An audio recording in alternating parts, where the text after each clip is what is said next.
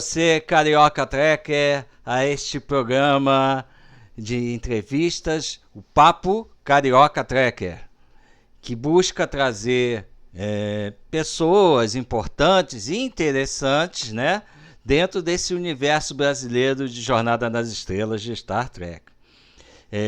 Eu e o meu co-apresentador aqui, Roberto Amaro, temos o prazer de trazer nessa edição o nosso amigo Naelton Araújo. Seja muito bem-vindo. E eu vou fazer uma pequena Bem-vindo, Nelton. Obrigado. apresentação dele. E você que já nos acompanha, né, temos outros episódios no ar também. Você pode rever esses episódios. E aí, se você gostar do trabalho que a gente está fazendo, deixe o seu like, né? Se inscreva no nosso canal, visualize os entrevistados anteriores e que você vai gostar muito. Tem uns papos muito bons, muito Isso. interessantes, né? Que a gente vem Inclusive, se fazendo. quiserem sugerir algum entrevistado, estamos abertos também, né? Isso, muito bem. Inclusive isso. Se quiserem, usem a parte de comentários para deixar seu comentário e para sugerir. A gente está vendo, Claro. sempre observando esses comentários, justamente para atender você, Carioca Trekker, né? Então, o Naelton, ele é astrônomo, mestre em educação, gestão e difusão em ciência, com pesquisa sobre web e planetários pela UFRJ. Atua na Fundação Planetário do Rio de Janeiro, desenvolvendo programação para planetários digitais que une ciência e tecnologia.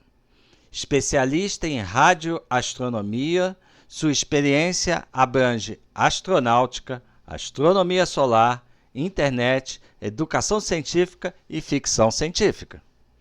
Foi curador do Cine Club Sci-Fi, co-organizador do JetCon, né?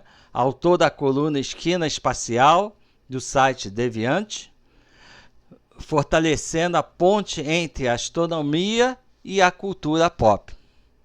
Sua paixão pelas estrelas e pelo universo de Star Trek torna suas lives únicas, trazendo conteúdo rico e inspirado para fãs entusiastas do cosmos. Imperdível para quem quer explorar o espaço com ciência e entretenimento. Atualmente, também é um dos membros conselheiros do nosso grupo Carioca Trekker. Muito bem-vindo, Naelton. Sem delongas, vamos começar essa entrevista. Naelton, vamos começar falando um pouquinho de você. Como surgiu essa sua paixão pela astronomia? Bom, obrigado por ser convidado, né? É um prazer estar aqui. Eu fui sempre um garoto muito interessado por coisas do espaço, né? Desde pequeno. E ciências em geral, né? E eu comecei a memória mais antiga que eu tenho da minha vida, da minha existência, foi a chegada da televisão na minha casa, né? Naquela época, a televisão era uma coisa relativamente rara. Poucas casas tinham televisão.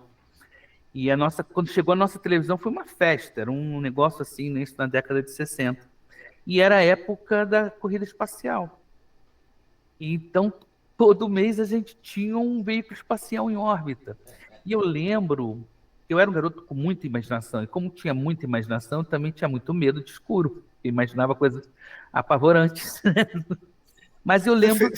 Você é filho único, Nelton? Não, não, eu era o Não, filho do não. meio, aquele filho que ninguém dá bola, né? O mais novinho é aquele, o xodó, o mais velho, né? O do meio ninguém. É a melhor posição possível para ser filho, né? Você não chama atenção. Mas eu sempre fui muito estudioso, aplicado, facilidade e tal. E eu lembro que eu vi o homem pousar na Lua, né? Na televisão. E isso, eu lembro que o pessoal, na minha casa, as pessoas não acreditavam que o homem foi na Lua. Eles me deixaram na sala sozinho, de noite, no escuro, para ver o homem descer na Lua. E eu fiquei lá, era bem novinho, devia ter 5, 6 anos, as duas perninhas balançando lá no sofá e dane-se o medo, o homem estava pisando na Lua. Aquela imagem ruim, preto e branco, baixa resolução. E eu comecei a ver a Capitão Asa, né? aqueles desenhos japoneses todos, Ultraman. E um dia eu vi Perdido no Espaço, vi Jornada nas Estrelas. Quando eu vi Jornada nas Estrelas, eu falei, caramba, é isso, né? Então foi a televisão, foi a ficção científica que me atraiu.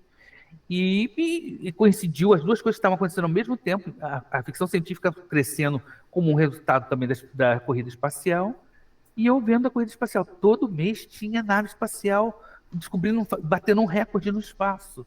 Era uma coisa assim, a gente sabe, para onde eles vão agora? O que eles vão fazer agora? Né? Tinha-se naquela época a sensação de que o homem ia estar sempre avançando, ia para Marte, que em 10 anos nós estaríamos em Marte. E Naelto, só uma coisa assim, quando você decidiu fazer astronomia, a sua família aceitou bem, seus amigos, não teve nenhum comentário assim, rapaz... Não teve apoio nenhum, não. Eles falaram que eu estava ficando doido. Na minha família, a frase era: Naelton vai morrer de fome olhando estrelas. Eu estava no professor Pardal, né? Eu estava no nível médio, né? Segundo grau no meu tempo, né? Então, naquele tempo tinha uma espécie de um pré-técnico. Você fazia um ano de habilitação básica e técnica, e você fazia mais um ano para você sair técnico. E era a época do grande boom do petróleo. E a gente, no meu colégio, tinha curso de química. Tinha saúde, administração e química. Administração nem pensar, tá doido. Eu fiz química. Você fez química? Não sei porquê, mas eu fiz química. Eu fiz química porque era a coisa mais próxima das ciências exatas que eu queria. Tinha saúde, tá doido, ver sangue nem pensar. Então, e tinha uma turma só de química que tinha que fazer um vestibular interno para ir passar para ela. E eu fiz, e a gente achava, o pessoal, a turma de química se achava os caras, nós nos auto-intitulávamos de os alquimistas, né? Que os outros alunos tinham que cantar quando a gente passasse que os alquimistas estão chegando. Eles liberavam, eu estava à noite, liberavam o uniforme, os outros horários tinham que usar uniforme à noite, não, porque o pessoal vinha do trabalho e tal, mas a gente usava jaleco só para se... né? E os colegas, vamos fazer mais um ano de química, né? Então vamos sair técnicos em química, você já vai ter uma profissão, vamos fazer prova para Petrobras e vamos todos entrar nessa onda do petróleo, né? Mas na Elton não pensava assim. Eu peguei o papel, escrevi lá, engenharia química, lá na vestibular. Moço, me dá outro papel, por favor? Astronomia. Quando eu voltei, e aí, Elton, engenharia química, eu vou fazer na UFRJ? Eu falei, não, astronomia. Você é louco, você é doido. Eu já tinha feito provas para estágio na Petrobras, foi um momento da minha vida muito interessante com os colegas iam, né? Fomos todos lá fazer a prova e a gente era num colégio bem pobrezinho da Ilha do Governador. Aí nós chegou a ser aqueles ônibus da Escola Técnica Federal de Química, os garotos com uniforme, voltavam a marchar na frente da gente. Aí veio outra escola técnica, não sei o que lá. A gente ali, né, fomos de carona no caminhão, sabe, negócio bem... Mas falei, não, vou fazer astronomia. Era um curso puxado, porque era um curso integral, tinha aulas de manhã e de tarde no fundão, e as aulas de astronomia no centro do Rio, na ladeira do Valongo, ali no centro, no bairro da Saúde, um lugarzinho bem isolado, nem parece que é Rio de Janeiro, uma ladeira assim, né?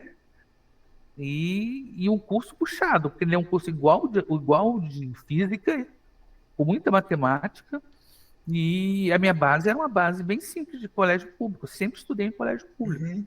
E nunca precisei estudar, porque eu tinha facilidade. Quando cheguei na universidade, eu vi que o negócio não era bem assim, né?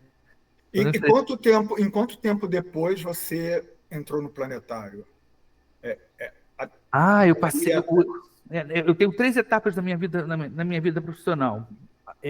Quando eu estava me formando, eu entrei no Museu de Astronomia antes mesmo de me formar. O meu curso demorou muito tempo para me formar. Eu demorei muito tempo para me formar, por dificuldade que eu tive de vários tipos, né? Comecei a trabalhar ainda estudando. Aí fiquei uns 10 anos no Museu de Astronomia, trabalhando com divulgação científica. Fiz prova para a Embratel, trabalhei com satélites, 10 anos também, períodos mais ou menos 10 anos, onde eu trabalhava na setor de mecânica celeste com controle de satélites. A gente costumava dizer que a gente era planelinha de satélite. A gente estacionava o satélite, deixa sem freio que a gente não arranha a pintura. Trabalhei 10 anos lá, fiquei com saudade da divulgação científica, deu uma maluquice na minha cabeça, voltei, aí fiz prova para Embratel, passei em primeiro lugar, né? Depois fiz prova para a prefeitura e fui para o planetário, onde eu já passei, aí lá eu passei já uns 20 anos, vou completar 20 anos agora em fevereiro. Então foram 10 anos no MAST, 10 anos no Museu de Astronomia MAST, 10 anos na Embratel e 20 que eu estou no planetário. Bravo. Bom, você participou de algumas edições do Campo Party Brasil. Então, a gente queria que você contasse para a gente como é que foi, e principalmente em 2022, em que você foi palestrante. Eu fui palestrante várias vezes, né? Eu fui da primeira Campus Party, que eu não lembro mais quando foi. A primeira Campus Party, quando foi no Ibirapuera. Naelton, Depois... conta para o pessoal o que é a Campus Party. Sim, claro. Faz uma introduçãozinha. Então, vamos lá. É um evento atualmente é um evento de 80 mil pessoas, divididas em 3 áreas. 3 áreas que tem do evento. Nós temos o camping, onde que as pessoas vão se acampar, levam a barraca, levam um colchonete, levam tudo, dormem no evento. Tem uma parte que é chamada arena, onde tem palestras. O centro da Campus Party é a informática, é a tecnologia, e ela nasceu no Brasil ligada com a astronomia. A primeira Campus Party tinha um setor só de astronomia, mas aí tinha computação em vários níveis. Não sei se vocês estão ouvindo que está chovendo aqui, não sei se o som está pegando aqui. Está indo. Tá bacana. Está indo. Tá Pode bom, né? continuar. Então, que é a arena onde só vai quem está inscrito, na parte de camping também, e tem uma parte aberta ao público, né? Então, geralmente, passam por ali uma quantidade enorme de pessoas. Geralmente, o público que vai são estudantes, né? Muita garotada nova, desmonta o computador naquele tempo. No início não tinha muito laptop, né? O pessoal desmontava o desktop, levava, montava lá e tinha internet de alta velocidade. Era o grande diferencial daquele tempo, era uma internet de alta velocidade. O pessoal, tinha gente que ia para lá só para baixar programa, só para jogar numa rede de alta velocidade, que hoje em dia já não é tão assim. Mas em 2022, eu fui palestrante em vários Campus Party, já perdi a conta. Eu falei sobre astronomia, falei sobre... E nessa de 22, eu estava com uma coisa que já me incomodava há muito tempo, que é a questão da ficção científica e educação. Eu creio que a ficção científica é uma ferramenta poderosíssima para ensinar ciências. E ela não pode ser nem ignorada por um educador de ciências. Por quê? Porque o público chega num planetário, por exemplo, com a bagagem científica que ele viu na ficção científica, na televisão. Com todas aquelas ideias preconcebidas, muitas delas enganosas, e que ele vai ter que contrapor com a ciência real.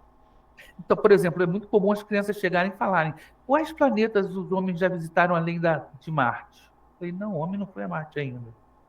As pessoas viram um Perdido em Marte lá e acham que aquilo é um documentário. Então, quer dizer, o educador de ciências, seja de qualquer ciência, não pode ignorar a ficção científica. E não só ignorar, ele não pode deixar de usá-la.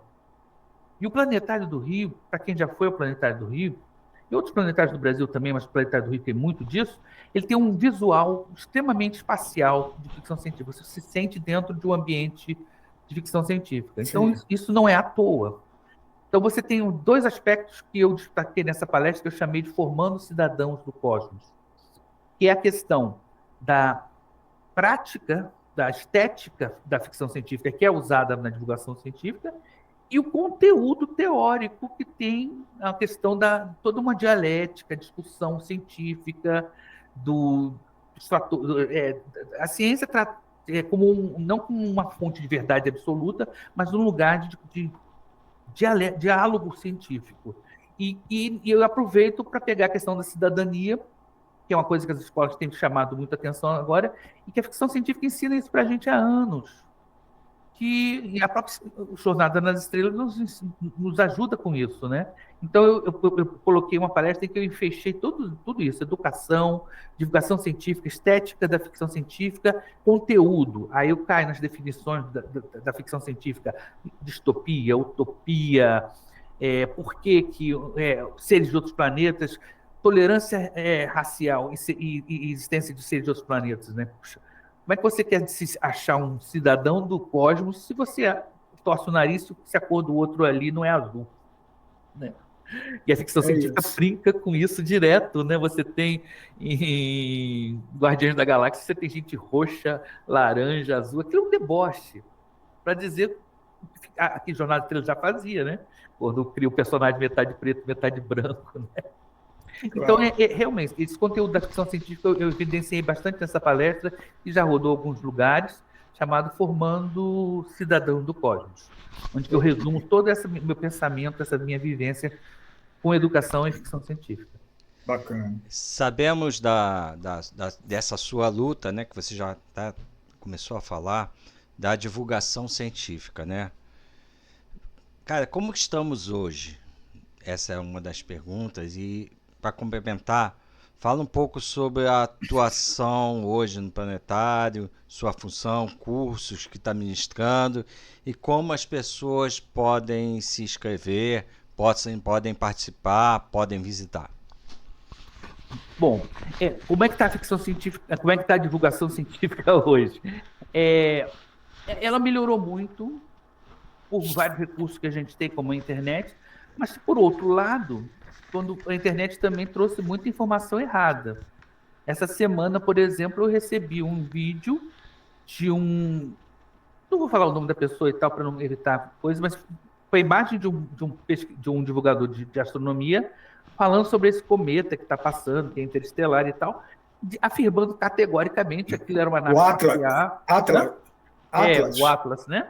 E ele falando e tudo, eu estranhei muito, porque ele era um divulgador muito sério e foi muito pouco cauteloso no que estava falando. Só que não era ele. Era uma como é que fala? Uma inteligência artificial. Isso, uma inteligência artificial. Gera um vídeo gerado de inteligência artificial. Tem um nome que eu não estou lembrando sobre Face. Bom, não lembro agora. Eu sei que ele não era ele falando. Alguém se aproveitou da projeção dele, que era um dos poucos divulgadores sérios. Tem muita gente que fala muita besteira, né? Então, o Planetário ele tem que ficar batendo o pé nisso aí. Então, o colega me contactou na Elton. É isso mesmo? E eu tive que fazer o papel de chato. Dizer não. E eu estou estranhando muito isso que ele falou. E eu identifiquei na fala dele, foi um negócio super bem feito. Ele elencava 8 problemas que tinham com esse cometa que indicavam categoricamente que era uma nave espacial. E eu tive que pegar e olhar aquilo com calma e falei, não, porque é uma coisa difícil. Eu costumo brincar que divulgação científica é o teu paradoxo de Blade Runner. Blade Runner, no filme, o que significa Blade Runner? É o cara que corre sobre a navalha. Ele não é uma navalha rápida, porque ele tinha que distinguir quem era humano e quem não era. E às vezes é muito difícil. Exato. Né? Você vai para um lado, você vai para o outro. O divulgador científico ele tem que manter o equilíbrio entre a veracidade científica, mas não pode ficar só nisso para não ficar chato, acadêmico, careta, e o lado de entretenimento, de coisa bacana, de linguagem legal. Então, ele tem que ter um equilíbrio muito grande entre esses dois polos. A exatidão científica ele é a linguagem de entretenimento. O divulgador científico não pode ser um cara só do acadêmico, senão ele fica um chato de galoche. Nem pode ser o cara só do oba-oba, porque ele vai começar... Então, quer dizer, o Planetário tem que fazer esse papel. O que a gente faz? Nós temos exposições que a gente muda com frequência, temos exposições permanentes e temporárias. Inclusive, nós estamos planejando para o ano que vem uma reforma total nas nossas exposições permanentes. Aguardem, o Planetário para o ano deve vir com uma remodelagem total da sua exposição permanente. Temporárias, nós temos várias exposições. Atualmente, nós temos uma, inclusive, muito interessante, que é sobre astronomia cultural. Chama-se Afropindorâmico. né? Ela fala da cultura africana e indígena sobre a visão do céu, muito legal, belíssimo, é de uma qualidade artística sensacional. E a gente, além das palestras, das exposições, nós temos palestras, nós fazemos a divulgação científica que geralmente o astrônomo amador faz uma vez por mês, a gente faz todo dia. Todo dia a gente recebe escolas, público espontâneo e público agendado. Escolas, escoteiros, igrejas, clubes, né, agendados, e durante o fim de semana um público espontâneo. Né? Então, fim de semana nós temos aberto ao público espontâneo, durante a semana agendado. Tá? A terça-feira é gratuita, os outros dias são pagos, mas com várias facilidades para estudante, professores, paga metade, tem todo um esquema de promoção, e a gente atualmente tem divulgado muito através do Instagram e do Facebook. A gente está sem site por enquanto. Provavelmente para o ano a gente vai fazer um site, mas o grosso da nossa divulgação está no Instagram. Mensalmente temos cursos de astronomia, esse último agora foi de cosmologia. Mês que vem, se eu não me engano, vai ser identificação do céu, que é um dos cursos do nosso padrão. Visitem nosso Instagram, Planetário. E nós temos várias atividades variadas, né, de divulgação científica que a gente está refazendo conforme a gente pode fazer hoje em dia. Né? Já fizemos muitas atividades interessantíssimas. Eu tenho feito um trabalho muito grande de interface com a ficção científica, com clubes de fã-clubes e tudo mais. Tudo que tem a ver, de alguma forma, com astronomia, com espaço, a gente temos uma exposição sobre o homem foi à Lua. Não contei para ninguém, o homem foi à Lua mesmo. A Terra não é plana, né? As pessoas perguntam isso. Alguém já perguntou? Pergunta. Sério? Perguntam, é mesmo? Perguntam alguns com deboche, outras com dúvida mesmo, né? E a questão de que o homem foi à Lua, eu tenho uma coleção de perguntas assim, né, em situações assim com as crianças, né, baseados nessa toda essa mitologia das teorias da conspiração, né? Só para não sair muito da linha, mas um exemplo muito interessante que aconteceu comigo foi um garoto perguntando: professor, e a área 51? Aí eu, área 51. O que é a área 51, garota? Ele, é uma área super secreta, não é? E o que tem dentro da área 51? Tem um disco voador, tem o corpo do alienígena. Então você tem uma área super secreta, você e todo mundo sabe o que tem lá dentro. Aí o garoto parou. Tio, isso não faz sentido. É isso. Que bom, você está pensando. Atingimos nosso objetivo.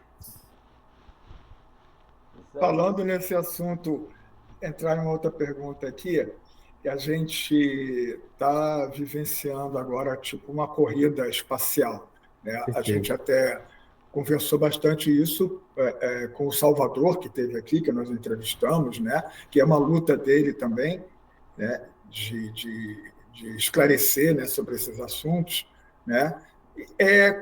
E aí a gente pergunta, o que você está achando dessa corrida espacial? Você acha que existe a possibilidade de um dia haver uma colonização do nosso sistema solar? Você acredita que algum dia nós seremos uma raça interplanetária ou isso está muito longe da realidade? Eu vou te dar a posição de quem viu a primeira corrida espacial e vendo essa agora. Aquela corrida espacial era mais quente. Isso é meio bem morna, né? A sequência porque tinha uma corrida espacial movida pela Guerra Fria, né? E se gastava rios de dinheiro e tudo se justificava para chegar na Lua e tudo mais. Hoje a gente vive uma segunda corrida espacial, mas ela é mais devagar, eu acho. Né? Ela não é que nem no meu tempo tinha uma viagem, um salto um recorde por semana, por mês, né? A gente está realmente teve um tempo meio parado, somente na época em que os ônibus espaciais pararam de subir, que para mim os ônibus espaciais eram a coisa mais legal que tinha em viagem espacial, porque era uma nave que subia e descia, tá? E era um veículo espacial, não era um foguete, não era uma cápsulazinha que, cara, de certa maneira a gente regrediu. Nós voltamos às cápsulas apertadinhas. Claro que os foguetes agora são recuperáveis. Tem essa vantagem. E nós temos mais protagonistas também, né? Na década de 60, Estados Unidos, União Soviética. Hoje em dia a gente tem China, a gente tem Índia. né? Temos China, Índia e a coisa, a Europa, né? Realmente, não. A coisa não ficou mais polarizada só nos dois. Eu, por exemplo, eu vi um meme uma vez muito interessante que comparava um cartaz, uma capa da Time da época da corrida da Guerra Fria, que tinha um cosmonauta e um astronauta, porque era uma bandeirinha, correndo para a Lua. Aí agora eles refizeram a capa, botando ali um japonês, um chinês, um europeu, e isso é muito legal. Mas curiosamente, apesar de ter mais gente correndo para o espaço, e a voltar à Lua é um próximo, seria um ponto de recomeçar de novo, de certa maneira eles estão demorando a fazer, não está tão rápido quanto era, porque agora o gasto não se justifica tanto quanto naquela época. Naquela época tinha um gasto que como é que vamos dizer, tinha uma questão política que justificava os gastos, né? Hoje em dia, sim, tem interesses políticos importantes para econômicos, inclusive, né? A questão da Lua ter o hélio 3, que é uma possibilidade de fonte de energia barata e não poluente, né? É uma coisa que está motivando, inclusive os chineses já fizeram um mapeamento disso. Então, realmente, a coisa está andando. Agora, eu não acho que isso vai ser tão rápido como eu achava naquela época. A gente, naquela época, achava que, nessa época de hoje, tanto que o filme mais famoso feito na década de 60 sobre o espaço foi Espaço 2001. 2001, Odisseia no Espaço. 2001, Odisseia no Espaço. 2001 passou já, gente, mais de 20 anos. 1968. Então. Incrível, né? No meio da corrida espacial que ele foi lançado, né? E hoje em dia tem gente que diz que o homem não foi à Lua e que quem fez o pouso da Lua foi o Kubrick, porque ele fez 2001. Então a gente está, né, avanços e retrocessos. Então, um filme que já prenunciava inteligência artificial. Inteligência artificial. A figura do HAL 9000. Né? Estação espacial entre a Terra e a Lua, no ponto de Lagrange e tal. Bases permanentes na Lua, viagens para os planetas gigantes. E a gente ainda não voltou à Lua. A Estação Espacial ISS vai ser desativada em breve. E ela não é uma estação que nem aquela que aparece no filme, que ela fica mais entre a Lua e a Terra, no chamado ponto de Lagrange, que é uma posição super valorizada gravitacionalmente. É uma estação enorme, aquele círculo, né, com a gravidade artificial e tal. Então, nós retrocedemos, de certa maneira. Então, a coisa, se acontecer, não vai ser tão breve.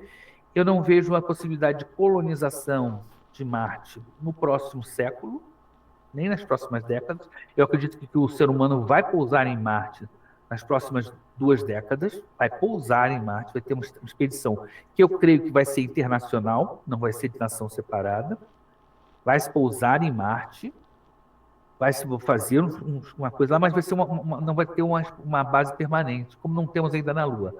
Depois que nós fizermos uma base permanente na Lua, aí sim, eu acredito que depois nós poderíamos fazer uma base permanente. Mas isso, eu creio que daqui a 20 anos nós teremos uma base permanente na Lua. Daqui a 100, 200, talvez em Marte. E daqui a não sei quantos, se a gente desenvolver um meio de propulsão mais poderoso, a gente possa assim, começar a colonizar o sistema solar. Mas isso não sou tão otimista quanto as pessoas têm falado. Porque os problemas que Marte tem para ser aquela ideia de terraformar Marte é uma fantasia com a ciência que existe hoje. É uma fantasia. Muita gente acha que é possível, mas botar água e ar respirável em Marte é encher um balde furado, no qual você não consegue tampar os buracos. Mas os motivos pelos quais Marte perdeu água e a atmosfera continuam lá e são intransponíveis. A baixa gravidade de Marte, você não vai aumentar a gravidade de Marte. A ausência de campo magnético em Marte, que você não vai produzir campo magnético em Marte. Esses 2 fatores foram responsáveis pela perda de água e atmosfera em Marte. Então, se a gente morar em Marte, vai ser embaixo do solo, em cidades subterrâneas, né? A Perdido em Marte é muito bacana, muito próximo da realidade, mas tem um furo incrível que o cara passa 400 dias ali numa barraca, quase, literalmente, recebendo radiação, e quando ele voltar para a Terra, ele não desenvolveu câncer. A série The Expanse, ela chegou mais próxima, né? Sim, mas eu acredito que um pouco mais realista, né? The Expanse só poderia acontecer daqui a uns 300 a 400 anos. Ou seja, não vamos estar aqui. Não acredito. Então, diante de tudo que a gente está vendo, né, que você acabou de expor para a gente, assim, o espaço está cada vez mais no noticiário, né? Sim. Então, eu acho que cabe também agora a divulgação científica, né, tentar acompanhar. E aí, você acha que tem que se transformar em alguma coisa mais estimulante ou menos acadêmica? Qual é esse balanço? Como é que a gente consegue determinar esse balanço de ser uma coisa intuitiva, estimulante para as crianças, para as novas gerações e, ao mesmo tempo, levar a ciência mesmo ao pé da letra? Como é que a gente dribla os terraplanistas? Pois é. É complicado a gente fazer divulgação científica quando você não consegue ter... Planetário do Rio, por exemplo, né? Eu saio do Planetário do Rio quando vou para casa e passo ali na Lagoa, tem um prédio com uma tela de LED gigantesca. Pega o prédio todo. E passando lá imagens incríveis, geralmente da Netflix e etc. Né? A gente não tem uma tela dessa no Planetário do Rio. No mundo já tem planetários de LED, cúpulas cobertas de LED, que não são só planetários, são centros de entretenimento. Então a gente tem que enfrentar uma concorrência desleal entre o garoto que tem o celular lá com o TikTok, com a menina dançando lá, né? Com músicas batendo batistaca e tal, e a gente tem que fazer divulgação científica com o recurso que tem. Nós estamos Você diz agora... como a esfera de Vegas? Isso. A esfera, né? Ela pode ser considerada um planetário também, mas ela é um negócio incrível, né? Ela tem LED externos e interno. Sim. Né? Que é agora, no Brasil, agora nós temos um planetário moderníssimo em São Paulo. Se você for a São Paulo, visite o planetário de Parelheiros, que é um planetário que combina projetores digitais e analógicos. O que é analógico? É uma bolinha. Nosso lá, que nós temos no Rio atualmente, é analógico. É uma bola com fontes de luz que projetam numa cúpula. A cúpula é uma tela. É uma coisa parecida com o cinema. Né? No planetário digital, você tem uma fonte digital que produz qualquer imagem que você quiser. Nós já tivemos 2 planetários digitais funcionando no Rio. Atualmente estão desativados, nós estamos comprando mais um. O planetário digital é um salto incrível. O analógico é mais realista, porque as estrelas são pontuais. Mas o digital você pode fazer o que você quiser. Eu me lembro das palestras. Então nós temos que... O ideal é combinar as duas coisas. É um problema técnico. Então a gente tem questões técnicas que exigem investimentos muito grandes para concorrer. E não é só também tecnologia, também tem a tecnologia e também a mentalidade também, né? A gente está envelhecendo. A equipe está envelhecendo. A gente tem que manter a mente jovem. Como? E como é que essa mente jovem não vai tender para o fake news, para o sensacionalismo, para o clickbait? Então a gente tem... acho que realmente a gente está numa situação em que tem que pensar, temos que nos modernizar tecnologicamente e em pensamento. Pode falar. Você diria que esse mundo acadêmico ele está se renovando? Eu lembro que eu fui no Planetário para assistir uma exposição da física Thaisa, eu lembro, esplêndido, e tinham muitos jovens, eu vi muitos jovens estudantes de astronomia e de áreas afins, assim. A gente pode se entusiasmar? Isso é uma coisa que acontece ou é mínimo? Quando eu comecei na carreira de divulgação científica... Astrofísica, né? É astrofísica. Astrofísica é a ponta da astronomia moderna, mas isso desde a década de 30, né? Do século passado. Não é uma coisa tão moderna. A cosmologia é um pouquinho mais Não, estou dizendo que a Thais ela é astrofísica astrofísica. e é especializada em buracos negros. Buracos negros. Foi essa palestra que eu fui assistir. Então, a gente tem. Quando eu comecei a fazer trabalho com divulgação científica, a comunidade acadêmica via a divulgação científica com maus olhos do Brasil. Tá? O professor Ronaldo Mourão, que foi meu primeiro patrão, Sim. ele já era doutor, consagrado e tal, e ele botou na cabeça, não, eu tenho que fazer divulgação científica. O pessoal dizia que ele era maluco. Ele fundou o Museu de Astronomia, enfrentando até uma certa resistência da comunidade. E eu me lembro quando eu falei, eu quero fazer divulgação científica, uma professora minha que eu estava fazendo um primeiro curso de pós-graduação, estava começando a preparar para o mestrado, você está maluco, você vai virar cientista de segunda classe. Eu ouvi essa frase. Hoje em dia, essa pessoa que me falou isso está tentando correr atrás da divulgação científica. Então, quer dizer, tem que ter uma mudança de mentalidade que não é tão antiga, é relativamente recente. Tem que ter um estudo sério. Eu fiz mestrado em divulgação científica. Não muita gente que faz divulgação científica não tem formação nenhuma na área. Ele vem da área acadêmica, ele tem o conteúdo. Mas o conteúdo é uma coisa, a forma é outra. A boa divulgação científica casa os dois. E é por isso que a ficção científica é tão útil. Porque ela pode servir de lubrificante essas duas. Às vezes tem conteúdos extremamente difíceis. Explicar buraco negro, explicar a evolução da galáxia, a origem do universo, sem os meios, sem os recursos e sem uma linguagem mais palatável. Muitos cientistas vão perguntar, como é que você vai me explicar buraco negro? Ele começa com uma equação. E é assim que ele vê o universo. Ou ele bota um desenho animado que não tem nada a ver. Então, quer dizer, a navalha de... É o paradoxo de Blade Runner. Tem termos difíceis, né? Se for falar que tem buraco branco. Que não tem. Vou te tranquilizar. Buraco branco não existe. Toda semana uma criança me pergunta sobre buraco branco. Tem pergunta, né? Toda semana ele me pergunta, toda semana eu falo, não tem. Ele é resultado de uma equação, mas nem todo resultado da equação tem uma correspondência na realidade. Porque enquanto o buraco negro a gente consegue identificar, e já identificou um monte, o buraco branco, que seria mais fácil ser identificado, porque ele ia ser muito brilhante, nunca ninguém viu. Então não há... Aí eu acho legal, você pode passar o método científico. Uma coisa é a previsão teórica, outra coisa é a parte experimental. Para que a ciência funcione, as duas coisas têm que casar. Né? Não é que nem Big Bang Theory, em que o Sheldon inventa mais uma dimensão toda vez que a teoria dele não funciona. Em cada episódio, né? Cada episódio já estava em 19 dimensões para poder justificar a teoria dele. Você falou de planetário de modernização.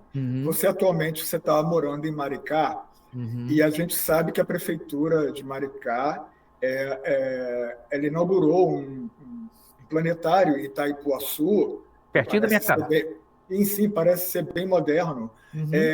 Você tem conhecimento da programação deles? O que se pretende fazer a partir desse planetário? Sim, assim que inaugurou, a coordenadora lá foi a minha aluna, né? Quase todo mundo foi meu aluno. Bacana. É bom ser velho. Então ela me chamou para dar uma colaboração qualquer, eu moro aqui a 2 quadras, né? Eu fiz algum trabalho voluntário lá, treinando os planetaristas e tal, e ajudando eles com a Olimpíada de Astronomia e tudo mais. Enquanto eu ainda trabalhando aqui no Planetário do Rio, né? Mas eu estava já vivendo essa vida dupla, né? Trabalhando no Rio, morando... Mas aqui é 2 quadras da minha casa, eu fui lá. E é um planetário digital, como nós já tivemos no Rio. Diferente do nosso do Rio, é um projetor único. Tem 50 lugares, acho que agora são mais de 50 lugares que ele passou por uma mudança. Eu até, inclusive, ajudei eles, recomendando eles mudarem a disposição das cadeiras, né, para usar o planetário digital. E é legal que o planetário deles é de graça. Né? Então, bacana, que legal. Como quase tudo aqui em Maricá é de graça. Nós temos cinema de graça, nós temos bicicleta de graça, ônibus de graça. É um acesso muito fácil. Escolas de qualidade. Meu filho está na escola agora, eu é muito acessível. E o planetário funciona, se eu não me engano, de terça a domingo, tá? Geralmente durante a semana é agendado para escolas, né? E no fim de semana, sábados e domingos, você tem aberto ao público, o público geral, né? Público geral. Geralmente durante a semana é escolas, tá? Mas você também pode ir durante a semana. E tem telescópio para observar o céu e tem as projeções digitais. Eu sou um cara apaixonado por projetores, por planetários digitais. Eles são menos realistas, vamos dizer assim. Os colegas da área, os mais tradicionais de planetários, ainda são muito conservadores. Ah, eu quero ver uma estrela pontual brilhando no céu, parecendo estrela de verdade. Eu falei, para mim isso não é tão importante se eu tiver um planetário dinâmico, em que eu possa botar o que eu quiser lá no céu. Inclusive, lógico, quando eu tinha planetário digital no Rio, eu botei várias naves de Star Trek lá. Inclusive, simulei o combate dentro daquela nebulosa da Era de Khan. Botei a Reliant e a Enterprise se movendo dentro de uma nebulosa. Foi um momento assim, quase um orgasmo. Mas então, lá é planetário digital. Eles têm umas salas também com coisas, um museu é um planetário menor do que o planetário do Rio, é localizado em Itaipuaçu, tá? Eles estão divulgando muitas coisas pelo Instagram também, você pode procurar Planetário de Maricá, pode encontrar no Google, né? E realmente eles têm feito um trabalho muito bacana. Os colegas que estão trabalhando lá, conheço todos, alguns foram meus alunos, né? Então eu realmente ajudei o que eu posso, eu ajudo eles lá em termos da orientação. Eu moro aqui perto e tal. E ele está já participando de eventos de encontros de planetários do Brasil. É um planetário novo. Você mora em São Gonçalo, mora em Niterói. São Gonçalo, planetário é menos de 30 minutos, você tá lá. É melhor do que no Rio, né? Em termos de distância.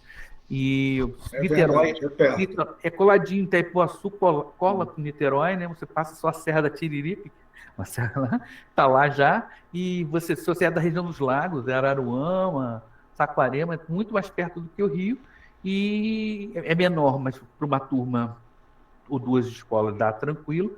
E eles têm um esquema de agendamento que você pode encontrar lá pelo Instagram. O Planetário de Maricá realmente é bem legal. Bacana, beleza, excelente. Beleza. E vamos entrar então num tema que a gente adora, que é Star Trek, né?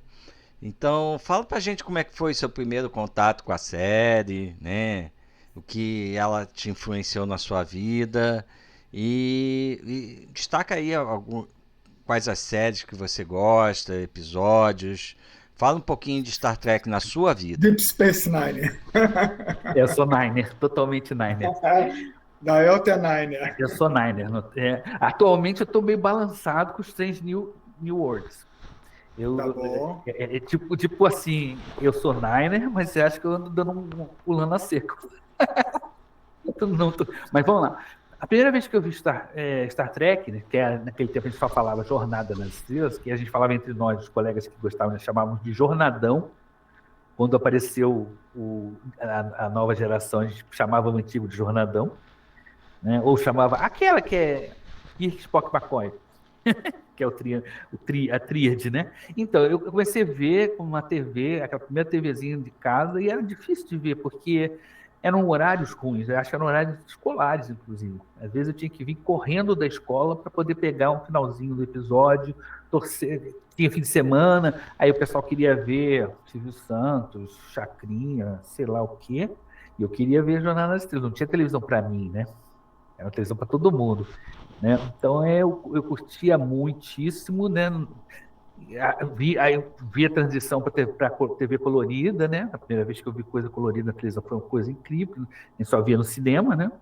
Minha mãe sempre me levava para ver as produções da Disney e eu ficava com o olho comprido nas produções que eu não podia ver, como Planeta dos Macacos, que lançou junto, né? No mesmo cinema. Eu falei, minha mãe, tu não vai ver esse Planeta dos Macacos de jeito nenhum, tá doido para ver essas coisas aí, essas coisas profanas. Então, mas aí depois acabou chegando na televisão e tal, e realmente aí depois, quando eu já estava mais adolescente, que eu já podia ir no cinema e tal, aí comecei a acompanhar os filmes, né? Começaram os filmes no cinema, aí eu não perdia um, né? E lançava, eu estava lá e tal. Lembro que eu vi 2001 de quando eu tinha 12 anos também. Não recomendo para crianças dessa idade, porque saí com dor de cabeça no cinema. Eu tinha 12 anos também, quando eu vi a primeira vez. E foi uma reprise, né? Aí, mas toda vez que lançava os filmes e tal, e quando começou a passar a nova geração, eu já estava, acho que eu já estava começando a universidade. Acho que quando chegou a nova geração, eu já estava começando a universidade. Aí assisti todas as séries que eu podia assistir, né? Curiosamente, o que eu menos assisti foi Voyager. Agora, com que nós temos a facilidade de ter streamer, né? Eu comecei a ver os episódios que eu não tinha visto de Voyager, um outro que eu não vi. Foi 30 anos já, né? Quem diria, pois né? Tem um Como episódio ou passa outro rápido. que eu não vi. Eu fiquei curioso. Mas a única. Eu gosto de todas elas. Tudo que é produzido em Jornada das Estrelas, até o que é ruim, e a gente sabe que tem coisa que é ruim, eu vejo, eu curto, né? Aquele famoso filme 5 de Star Trek que deve ser ignorado, né? A procura de um enredo, né? Mas quando eu conheci conheci Deep Space Nine, eu comecei a assistir mesmo, né? Eu estava terminando o meu curso, estava terminando o meu mestrado, se eu não me engano. Acho que sim. Eu sei que eu estava no planetário, naquela época o planetário do Rio tinha uma filial, vamos dizer assim, em Santa Cruz, o primeiro planetário digital do Brasil a atender público, né? E eu estava lá programando o planetário, fascinado com isso, né? E eu lembro que eu vi o último episódio de Deep Space Nine dentro da cúpula, o pessoal assistindo o planetário lá, e eu tinha um lugarzinho fechadinho com o meu laptop assim. Quando terminou, eu bati palma, o pessoal bateu palma para lá, eu bati palma de Space Nine. Adorei, gosto muito de Space Nine, porque eu acho que se libertou muito daquela prisão de mostrar um mundo muito bonitinho, perfeito, que impedia o aprofundamento de algumas discussões, tanto no Jornadão, quanto na nova geração. Que de vez em quando eles começaram. Tem um episódio ou outro que você vê que eles tentam quebrar aquela coisa de tudo é perfeito, tudo é maravilhoso. No Deep Space Nine ele já começa arrebentando a boca do balão. Quando eu vi o Cisco bater no Ki, eu fiquei fascinado. Porque o personagem que eu mais detesto é o Ki. Eu detesto, ele acho que ele não tinha que existir, ele é uma divindade, é chato pra caramba, ele só atrapalha. Eu detesto aquele personagem, detesto. Mas eu entendo a função dele na história, tá? Entendo a função dele na história. Beira o absoluto, né? Ele é Deus. Ele é Deus. O espiritual, né? Que, aliás, um tema em que... Ele é Loki, né? Na verdade. Na verdade, muito tocado em Deep Space Nine, no tema da espiritualidade. Então, em Deep Space Nine, às vezes que ele aparece, ele aparece de uma maneira mais limitada. Ele já tinha apanhado bastante lá na nova geração.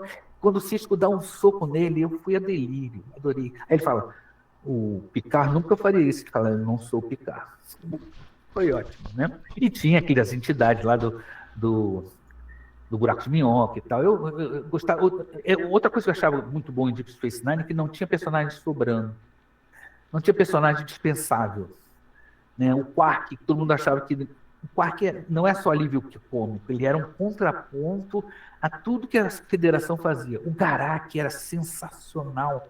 O cara vinha de uma civilização extremamente violenta e tal. O cara era da Gestapo dele. Uma fala eloquente, né?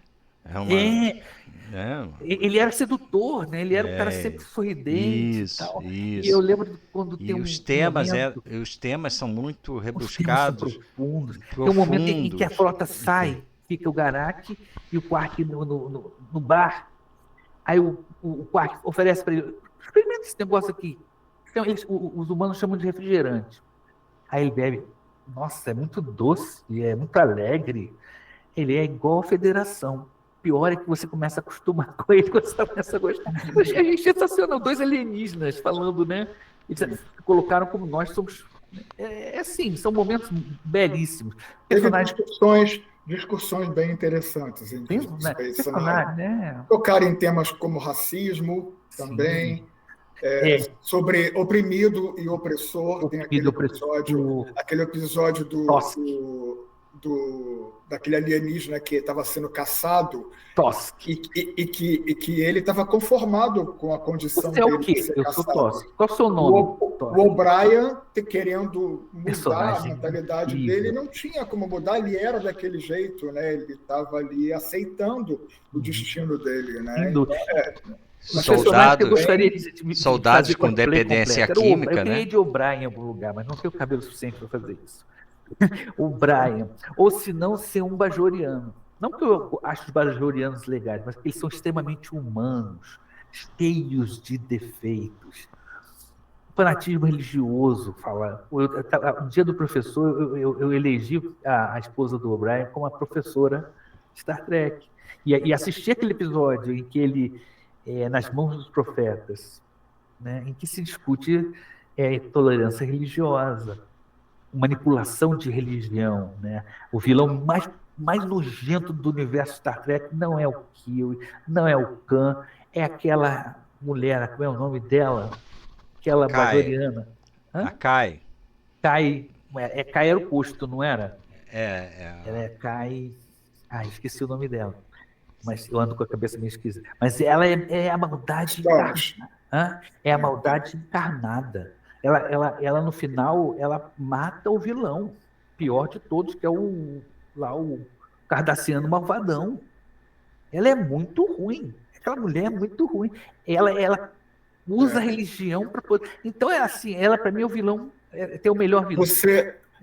Você até já está tocando, a gente ia fazer uma pergunta para você sobre... Não, mas você já começou a falar que é sobre o que em Star Trek é comparável com a nossa realidade. Aquilo que a gente vê em Star Trek, que a gente pensa, puxa, isso aqui poderia estar acontecendo mesmo no nosso mundo, né? Que personagens, que situações, assim, você já está citando os bajorianos, né? Porque, de uma certa forma, todos os alienígenas ali, eles estão falando de nós, né? Sim, exato. Quando o Gene Roddenberry criou o primeiro roteiro, quando o Gene Roddenberry imaginou Star Trek, era para ter um pano de fundo para falar da humanidade que ele não podia por causa da censura. Sem dúvida. Né? Incrível. Nosso grupo lá, a gente conversa muito, né, sobre isso, né? Às vezes dá até certas polêmicas.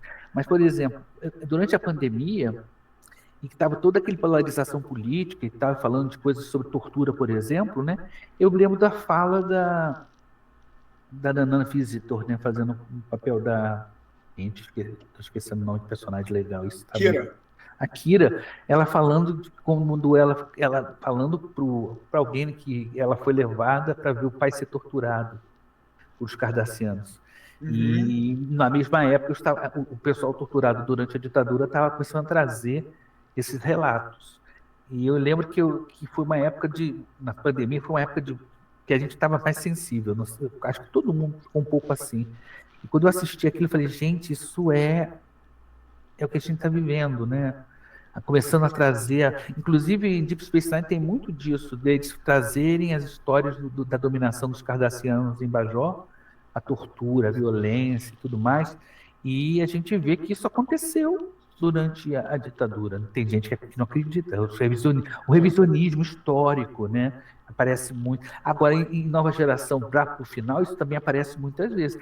Tem um episódio interessantíssimo que eles vão fazer a paz, vão discutir alguma questão de paz, acho que com reféns, num planeta que a Federação, no passado, deu apoio. Aí tem um almirante que toma uma droga para ficar jovem, para negociar. Quando ele chega lá, o pessoal descobre que, na verdade, ele resolveu aquele problema anterior dando armas para aquele lugar. Cara, isso é extremamente mercantilismo, né? O que a gente viu acontecer na América Latina, né? Então realmente... Sem falar de um tema também palpitante do momento, um dos mais palpitantes, que é a inteligência artificial, que foi tocado praticamente em todas as séries de Star Trek. Desde a série clássica, né, que a gente tem um episódio que é bem demonstrativo, a Nova Geração com Data, né, o episódio em que estão discutindo se ele é um indivíduo ou não, e depois em Picard, veio a descendência do Data, e inclusive discutir sobre sintéticos. Ou seja, são discussões que estão atualíssimas, né? Sem dúvida. Essa série atual do Alien Earth, que eu ainda não metade do elenco são sintéticos. A discussão sobre os sintéticos que Star Trek já vinha fazendo. Então, tem muito espelho na nossa realidade. Sim, sem dúvida. A questão científica, a questão social, a questão sexual, a questão religiosa, toda a complexidade do ser humano é discutida em Star Trek de maneiras conforme a visão de cada época, e no nível que cada época permitia, né? É verdade. Vai ver que e nem precisa ir tão longe. Recentemente, você falou do Strange New Worlds, teve um episódio em que a Enterprise encontra uma nave, uma rapinante gigantesca, que ela vai abocanhando as naves menores, e num dado momento eu fiquei pensando, gente, será que isso é uma metáfora do neocolonialismo? De certa maneira, acho que sim. Que a gente está vivendo hoje em dia, né? De grandes impérios querendo encampar, né? Lugares tem muita coisa interessantíssima ali. Inclusive, quando o Star Trek foi lançado, uma das críticas que o pessoal que não aceitou o Star Trek é que era cerebral demais, né? E isso, pra gente, eu acho que é uma qualidade incrível, né? Uma qualidade muito grande. E é por isso que quando tem episódios de séries que deixam isso um pouco de lado, né, eles perdem. Ganha porque atrai público, mas perde porque oportunidade de ir mais fundo no assunto. Tem umas séries ou outras que tem uns personagens incríveis, às vezes que são colocados em segundo plano, né? Por exemplo, em Discovery, um dos personagens mais legais é aquele alienígena alto, né? O Saru? O Saru, cara, ele é um personagem incrível. Incrível. Os melhores episódios de Discovery que são centrados nele. Ele tem uma história densa, né? Densa, a espécie dele era comida. Comida pelo outro, né? E resignadas com isso. Isso, muito... Menos ele. Menos o Saru. O Saru olhava para as estrelas. O Saru era uma espécie de astrônomo. Ele queria fazer parte da federação. Ele era fora da curva. Como o Worf era dentro da nova geração. Ele era um Klingon que era mais Klingon que os Klingons. Né? Ele era mais... Ele foi criado por humano, ele queria se aproximar da cultura. Ele viu a cultura Klingon dos livros, ele não viu os Klingons de verdade. Quando ele entra em contato com os Klingons de verdade, eu vejo toda hora ele falando, vocês não têm honra. Porque ele era mais Klingon do que os Klingons. E ele não ria, mas os Klingons riem. Ele virou quase um Spock. Eu falei, esse cara parece um vulcano. Né? Porque ele não ria. Ele não tinha prazer. Até o Spock já ria agora, em Strange New World. Inclusive, ele toma porre com os Klingons. Exato. Ali acho uma licença poética, porque ele disse que ali o Spock ainda não se decidiu totalmente por ser vulcanos puramente, ele tem o lado humano, ele está experimentando os dois lados. Ele ainda não passou pelo colinar. Isso aí. E as estrelas que a gente vê no universo de Star Trek, ela tem uma correspondência ao nosso universo real, né? Astronomia? Né? Pois é. Então, a gente é curioso, é bom a gente falar isso, porque muitas pessoas perguntam, me mostra. Às vezes as pessoas perguntam, vulcano no céu. Eu falei, cara, vulcano é uma constelação, é uma estrelinha usada. Epsilon Eridani é um negocinho pequenininho lá no céu que não dá para ver. Muitas estrelas que são citadas em Star Trek existem de fato, mas elas não são estrelas muito brilhantes. Tem algumas muito brilhantes. Tem uma região chamada Triângulo do Norte que tem Altair, Deneb e Vega. As três estrelas são muito citadas em Star Trek, principalmente na série clássica. Tá? Você tem Júpiter, que é muito usado, que tem os shipyards, né? Os estaleiros, né? Marte, Júpiter, Marte, né? Isso, Lua. Né? A Lua, Marte e Júpiter são muito citados. Quase não se fala Saturno, não sei porquê. Agora, as estrelas, então, por exemplo, uma vez o colega no último encontro nosso falou, mostra Wolf 34, alguma coisa, onde teve a batalha... 359, Wolf 359. 359.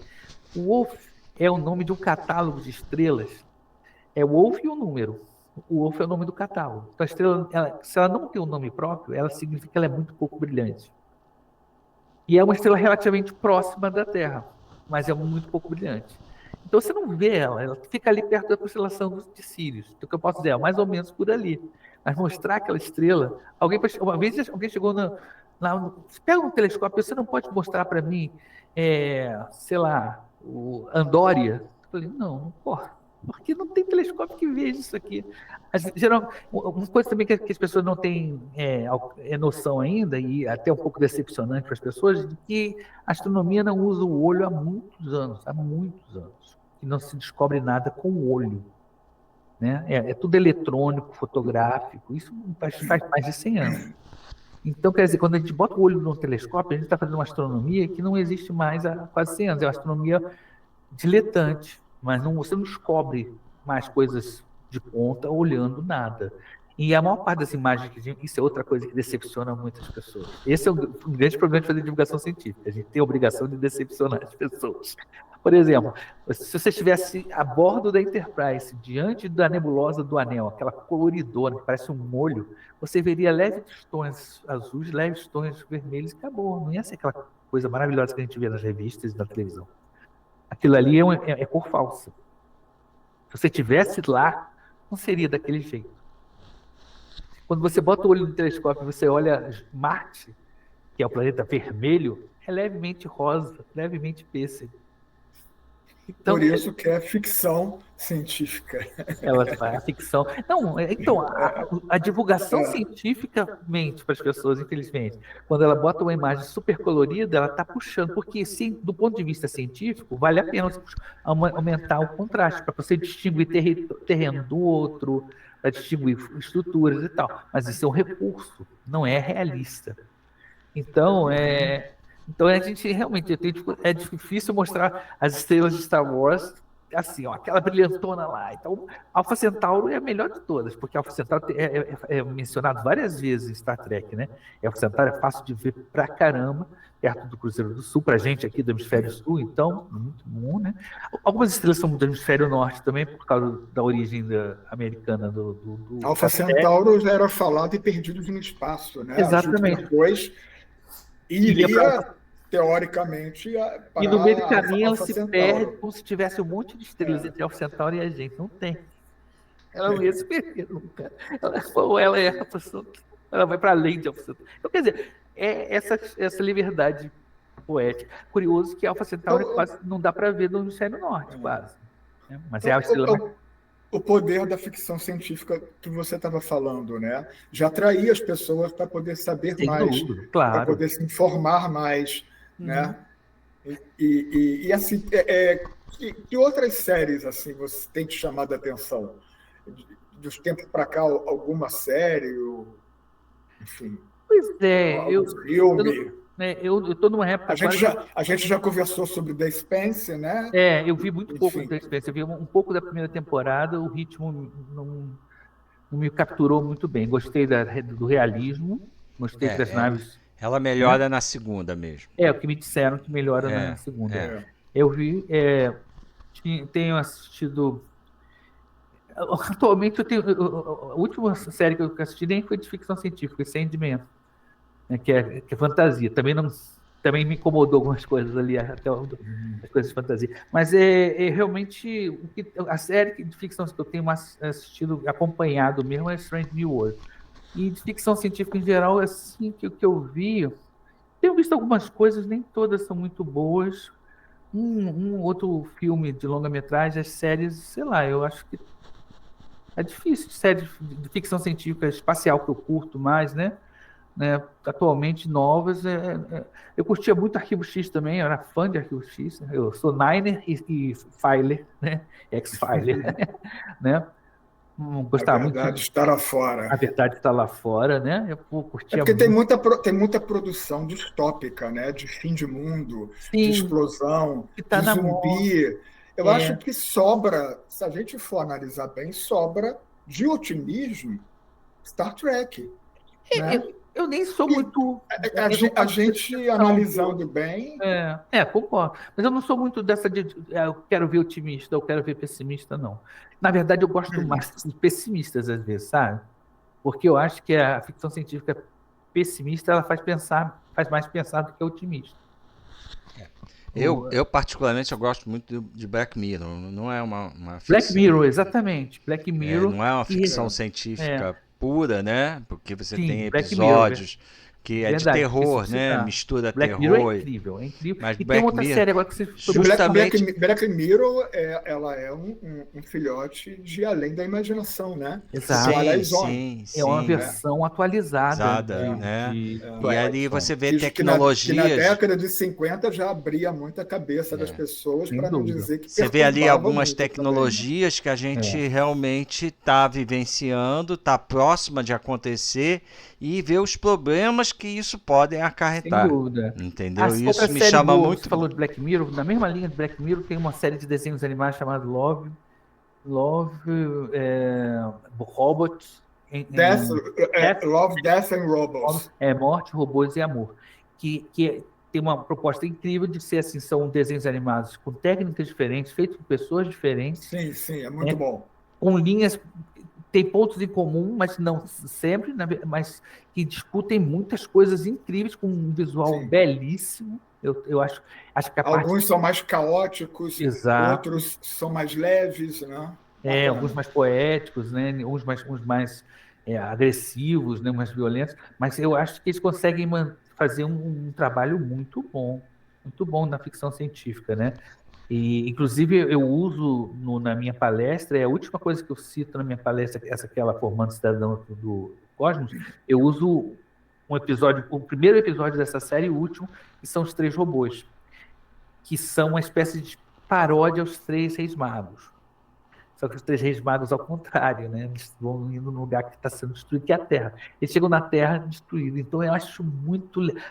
É ácido, é um humor, né? É um humor ácido e discute muito questões atuais. Black Mirror, sem dúvida, Marcelo, ainda bem que você me chamou. Realmente eu já vi tudo que sai de Black Mirror eu vejo. Só tem um episódio que eu não vi, que é o tal do episódio que tem vários fins. Achei isso muito chato. Não quis ver. Muita gente acha isso muito moderno, mas eu já vi isso em livro, não quis ver. Mas Black Mirror é muito legal também, porque discute essa questão atual nossa do cybermundo, né? Da existência virtual. E o que você acha do problema dos 3 corpos? É ótimo, eu gostei muito. Eu vi o filme, não li o livro, não vi a versão chinesa, que todo mundo diz que é melhor. Mas eu gostei muito também por ser diferente. Tem muito aquela coisa da Floresta Negra, né, que é uma das discussões que se tem sobre a existência de vida extraterrestre. Tem discussões muito sérias sobre o fato de um dia nós realmente encontrarmos uma civilização mais avançada que a nossa, como vai ser essa reação. O problema dos 3 corpos é sensacional. O que menos tem de importância são os problemas dos 3 corpos mesmo, que inclusive tem muita discussão. O problema de astronomia é o menos problemático, vamos dizer assim. Isso na verdade é só um detonador de discussão que é muito interessante, inclusive divide as opiniões do pessoal de astronomia, porque o problema de 3 corpos só não tem solução analítica. Numérica já tem solução há muito tempo. Então isso faz uma diferença gigante.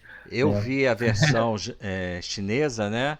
A versão chinesa ela ela é mais densa, mas é muito lenta. Sim, imagino que do ponto de vista cinematográfico. Muito centrada só na China, né? Então a versão da Netflix ela é mais mundial, porque o problema é mundial. Alguém vai invadir você, é um problema mundial, não é um problema da China. Eu tô doido para ver as próximas temporadas. Tem momentos ali que tem sacações incríveis que você para pensar, poxa, não tinha pensado nisso. Né? Tem um momento em que eles criam um fio tão resistente, tão pequeno, tão fino, que aquilo vira uma arma incrível que você não se toca que aquilo existe. É sensacional. E a forma como eles se comunicam com o povo lá, e está usando radiotelescópios, né? Onda de rádio, coisa que eu trabalhei no final da minha graduação, meu projeto final de curso foi com radiotelescópios solares. E no filme aparece isso, né? A Então, comunicação é feita por isso, né? Radiotelescópio solar, né? exatamente, eu acho isso muito legal. Realmente tem muita coisa interessante acontecendo realmente. Bom, amigos, Só, infelizmente. só mais uma última coisa, Nayota, assim, 2026, 60 anos de Star Trek, que expectativa que você tem dentro do que a gente está sabendo que vai acontecer? A gente tem pelo menos o Starfleet Academy como uma série nova, tal, assim. Está com alguma expectativa em relação ao ano que vem, assim? Eu tô com medo de Starfleet Academy. Tô com muito medo. É um ambiente de professor e aluno, teoricamente, né? Alguém já falou que podia ser Mas uma pode. malhação no espaço. Exatamente, mas pode ser uma malhação. Então. Eu senti. A navalha é bem fina ali, hein? Você pode Eu escorregar senti um para qualquer cheiro de lado. Discovery ali muito forte. Eu tô com medo. Tomara que Strange New World continue do jeito que está Você indo. sabe uma coisa muito interessante? Numa série dentro de uma escola, um colégio, você poder ir para, por exemplo, um holodeck e ter uma aula dentro de um holodeck. Olha que coisa sensacional que seria isso. Sem dúvida, claro. Você não precisa ficar imaginando, você desenvolve um programa e a aula ela acontece e você está dentro do ambiente. Seria maravilhoso isso, né? Sem dúvida. Você vê que, se você ver na nova geração, um dos personagens mais chatos que foi eleito por todos os fãs, que é o Crusher, né?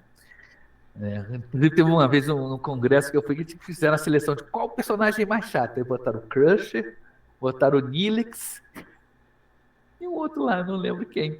A mãe da Diana Troy. Diana Troy? A mãe da Diana Troy, o Crusher e o Neelix, né? E foi uma disputa séria. Todo mundo tem ódio dividido igualmente pelos três. Mas o Crusher tem uma sequência de coisas sobre a academia, né? Tem a tal da Esquadrão Nova. Em Deep Space Nine tem uma nave só de cadetes, parecida com a Defiant, a Valiant. Isso, que ela fica que aparece por trás das linhas inimigas, que é o né? Nog, que é o cadete Ferengi. Gente, é muito legal, porque se você conhece a mentalidade Ferengi, tem um cadete Ferengi, e ele não deixa de ser Ferengi por causa disso, acho mais bacana ainda. Então, a hora que ele fala, senhor, eu sou Ferengi. Tipo assim, você contou? Claro que eu contei, eu sou Ferengi. Você... Não esqueçamos também do Odo, que é um personagem muito interessante. O Odo é o que eu estou fazendo aqui? Exato. Quem sou eu? De onde eu vim? Ele sempre olhando a humanidade de um jeito, cara, vocês resolvem as coisas assim? Ele é uma visão alienígena, né? O Odo é incrível também. Não, eu sou muito Niner, é difícil. Todos os personagens são. O Ron, que é um bobão, que é o cunhado do Quark, é um personagem incrível que cresce a ponto de defender a Deep Space Nine toda sozinho, preocupado com o casamento dele. Ele sabe, muito, muito legal, muito legal. E atores fabulosos. Atores fabulosos. Cara, há pouco tempo eu fui ver uma imagem do cara que faz o Garak com aquela maquiagem toda, a gente não guarda. O cara é um ator assim, desses atores assim, tipo teatro mesmo, incrível, incrível. O próprio Capitão Cisco, né, que tem um nome difícil, não consigo lembrar o nome dele, é difícil pra caramba. Ele tem um episódio que parece que ele pediu, eu quero um episódio que eu faça um monólogo, que é Pale Blue Moon, eu acho. Que a ética é subvertida em função da guerra. Tomara que no ano que vem sejam feitas homenagens devidas a todos esses atores. Eu já estou sabendo que vai ter um evento com homenagem ao Shatner, né? E com o Takei também, né? A todos que estão vivos da série clássica, incluindo pessoas da equipe técnica também. Né? Eu acho que é merecido, né? 60 anos não é uma comemoração qualquer, né? Uma série de ficção científica. Eu acho que vai ser uma coisa generalizada, ou seja, acho que no Oscar vai ter homenagem, sabe? Vai ser uma coisa que não vai ficar só no nicho da ficção científica. É uma coisa que Isso vai ser muito bacana. vai pegar tudo. Eu creio que realmente muita gente vai regalar o olho. Pô, são 60 anos, né, cara? 60 anos. Ou seja, E ainda no ar, né? eu Detalhe. fiz 62 em setembro agora, eu vou fazer 63 quando tiver. Eu tinha 3 anos de idade quando lançaram isso. Pô, E ainda no ar. Temos a mesma Né? idade. Está no ar ainda, né? Legal, E legal. com novas séries e isso. Bom, então Tomara. vamos encaminhando para o nosso final. Já estamos há mais de 1 hora aqui conversando. Papo bom é assim, né? Um papo Carioca Trek é assim. Papo bom, vai que vai. Conteúdo. Então, para encerrar, eu gostaria que você deixasse uma mensagem para aquele jovem que quer ser astrônomo, né? Como ele pode encaminhar a carreira dele. E também para os fãs de Star Trek que estão começando a explorar o universo da série agora. Para o pessoal que gosta de astronomia, há um tempo atrás só tinha espaço para a questão acadêmica. Então, se você gosta de matemática, gosta de física, não tem medo de resolver problemas matemáticos e físicos, é bom que você tenha uma fluênciazinha em inglês, para ler em inglês com frequência. Use o computador não só para ver TikTok, né, mas para programar alguma coisa e tal. O que você precisa é o paraíso, é ali. Agora, não tem. Hoje, felizmente, eu sou um exemplo disso. Não tem mais só esse espaço para o mundo acadêmico. Tem também na divulgação científica. Os planetários estão brotando pelo Brasil, pelo mundo afora, no Brasil estão brotando, literalmente. Nós temos mais de 30 planetários no Brasil que precisam de astrônomos para terem alguém que possa ajudar na questão do conteúdo. Nós estão surgindo vários divulgadores bons de astronomia na internet. Tem muitos ruins também, infelizmente, mas tem muita gente boa, né? Então dá para fazer divulgação científica. Sempre nunca percam o link com o meio acadêmico, porque o divulgador científico ele tem que ser o cara que faz essa ligação entre o meio acadêmico e o público em geral. Ele não pode ficar só de um lado, senão ele cai de um lado da navalha, né? Do Blade Runner. E para agora, quem é fã de ficção científica, né?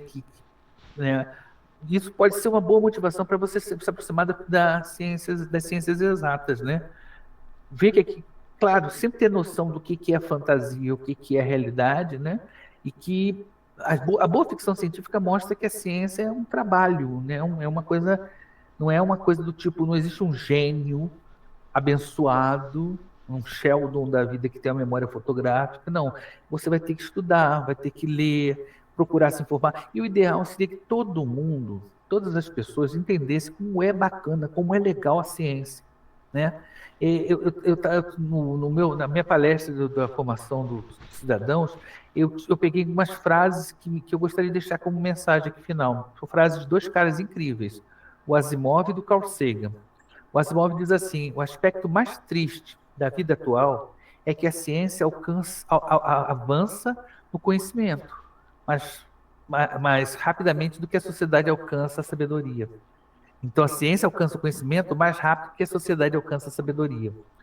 Olha só, Carl Sagan, vivemos em uma sociedade extremamente dependente da ciência e tecnologia, na qual pouquíssimos sabem alguma coisa sobre ciência e tecnologia. Isto é uma clara prescrição para o desastre. Olha só isso. Então eles já estavam alertando para coisas que a gente já está acontecendo hoje, né? Hoje já está acontecendo. Como é que você vai decidir se uma solução científica é boa ou não, se você não tem noção do que ela é? Vai uma coisa lá para um congresso para decidir sobre um remédio novo, sobre uma técnica nova, e você não sabe o que é, você tem uma visão distorcida e alguém vai dizer para você o que é. Ah, isso aqui Star Trek, quando começa, o Spock era uma forma sutil de representar o demônio para o cinturão da Bíblia nos Estados Unidos. E vários episódios insinuam isso. É o medo do diferente. Então, quer dizer, o que eu quero deixar com isso, né? Para a sociedade em geral, para os jovens que estão chegando, conhecer ciência não é caretice, não é coisa de nerd que fica trancado dentro de casa. cada dia que passa você tem que saber mais. Aquele celular que você usa para tudo é ciência e tecnologia. Nós somos ciências, né? Nós somos ciência. Nossa saúde depende da ciência. Não deixe de tomar vacina, não, tá? Por favor, porque alguém te disse que você vai virar jacaré, ou que você vai mudar de sexo, porque você vai tomar, ou ter um chip, ou que o fim do mundo tá amanhã, compra a pílula aqui no seu. Aí, bela mensagem, né? Viva a ciência! Viva a ciência! Viva a ciência sempre, né? Então, muito obrigado, Naelton. E eu queria que você deixasse também aí os contatos aí Vamos do colocar planetário, os contatos e depois o contatos serviço pessoais, aí do depois você planetário. manda e a gente coloca Atualmente, aqui. essencialmente, a gente está usando muito o Instagram. O Instagram do Planetário do Rio. Planetário do Rio. Pode procurar no Instagram que você vai encontrar o Planetário do Rio com facilidade. Quase toda a nossa divulgação está centrada no Instagram, alguma coisa no Facebook, né? Por enquanto, nós estamos sem um site oficial. Nosso site está meio parado. Nós estamos fazendo a divulgação essencialmente pelo Instagram e pelo Facebook. Tá? Menos o Facebook, mais o Instagram. E nós temos mensalmente cursos, né? Agora eu creio que mês que vem vai ser o último curso desse ano. Ano que vem a gente vai estar com novos cursos. Provavelmente nós vamos ter alguns desses cursos repetidos. Eu já dei nesse ano astronáutica, história da astronáutica, sistema solar. Temos 2 colegas que dão astronomia cultural, que são a Flávia, que fala sobre etnoastronomia indígena, principalmente, tá? Ela trabalha com a tese de doutorado dela nessa área. Temos o colega o Paulo, que fala sobre astronomia islâmica, muito legal, tá? Uma época que a gente tem todo esse problema com o Oriente Médio, é bom conhecer um pouquinho da astronomia islâmica e tirar um pouquinho desse preconceito. E temos um colega nosso que é cosmólogo, fez um curso de cosmologia mês passado agora, né? E temos todo ano temos um curso de reconhecimento do céu, onde a gente usa os recursos do planetário para você identificar estrelas, né? E cada dia que passa está mais difícil ver estrelas na cidade onde a gente mora, né? Da poluição luminosa. Mas são isso aí. Todo ano a gente tem cursos, né? Eu creio que pelo menos no primeiro semestre do ano que vem deve ter pelo menos eu vou dar 1 ou 2 antes de eu aposentar. Maravilha. Legal. Quem sabe ano que vem a gente faz um painel sobre Star Trek. Hein? Poxa, tomara. Seria bacana, hein? Com certeza vai ter alguma coisa sobre. Vai ter muita coisa sobre Star Trek ano que vem. Com certeza. Assim esperamos, né? Eu tenho certeza. Obrigado. Eu gostaria de agradecer aqui a presença do Naelton, né? A disponibilidade de ter esse bate-papo aqui com a gente, o tanto de conhecimento que ele passou para a gente aí nessa 1 hora e pouquinho. Muito, muito obrigado mesmo, né? E assim, se você gostou desse Papo Carioca Trek, não deixe de assistir os episódios anteriores, e estão todos no YouTube. Dê o seu like, inscreva-se no nosso canal e acompanhe o nosso grupo Carioca Trekker nas redes sociais. Só você digitar Carioca Trekker que vai aparecer alguma Twitter, Instagram, Facebook, YouTube. Você pode digitar que vai aparecer o Carioca Trekker ali. Se inscreva, nos acompanhe. Como o Roberto salientou, ano que vem provavelmente teremos atividades, né? Todo ano nós fazemos atividades presenciais. Sugiram coisas, podem sugerir. Sugiram. Tomem participativos nesse grupo Carioca Trekker, que é o que a gente quer. É todos juntos em função da divulgação desse universo que tanto amamos, né? Então é isso, gente. Muito obrigado. E mais uma vez, vida longa e próspera a todos.